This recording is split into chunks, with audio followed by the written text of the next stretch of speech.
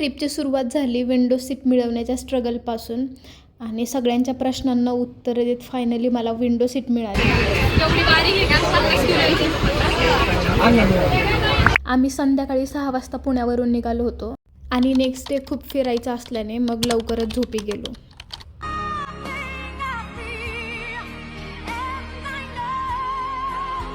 Next day around 7 AM आम्ही MP मध्ये होतो आणि सिरियसली रात्रभर ट्रेनमध्ये अजिबात झोप झाली नव्हती.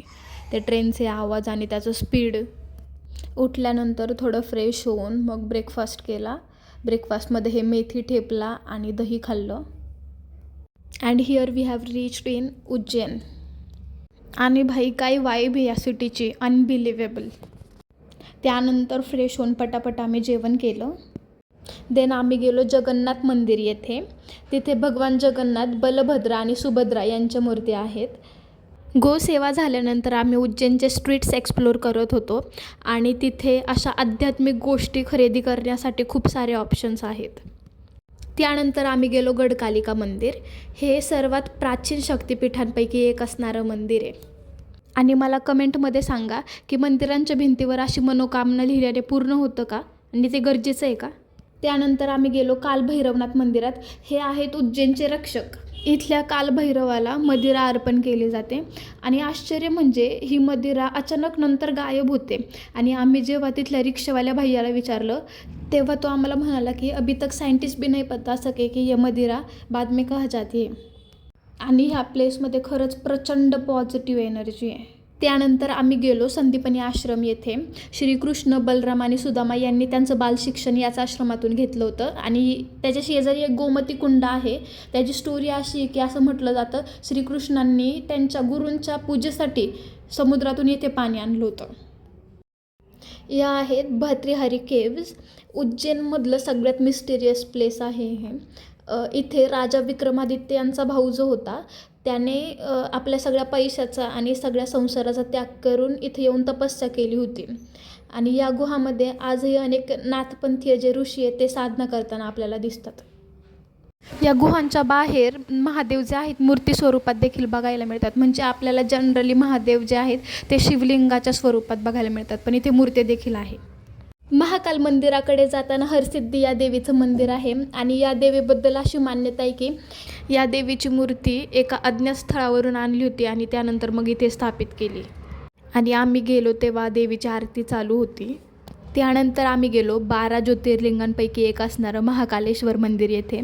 असं म्हणतात की हजारो वर्षांपूर्वी उज्जैनवर दृष्टशक्तींचा प्रभाव होता आणि त्या दृष्टशक्तींपासून जनतेला वाचवण्यासाठी भगवान शिव यांनी महाकाल रूप धारण केलं होतं.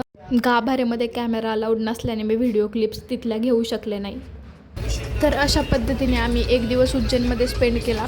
प्रचंड पॉझिटिव्हिटी आणि 2026साठी खूप सारी एनर्जी घेऊन घरी चाललो आहोत. खूप छान वाटलं.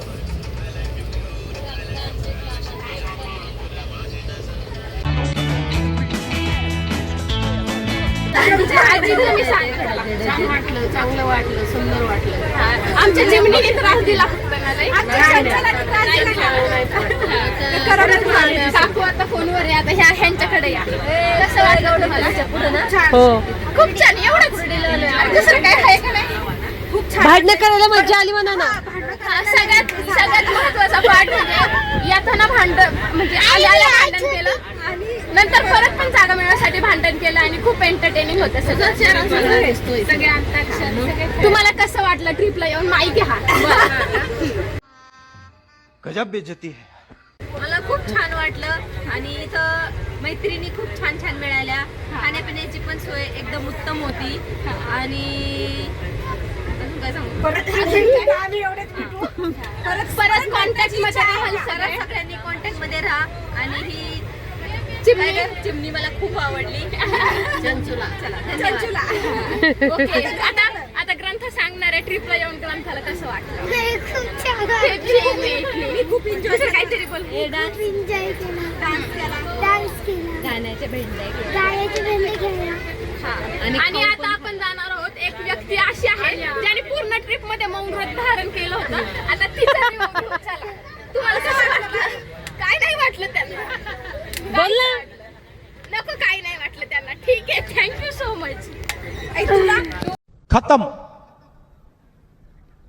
Bye bye, tata, good bye, गया.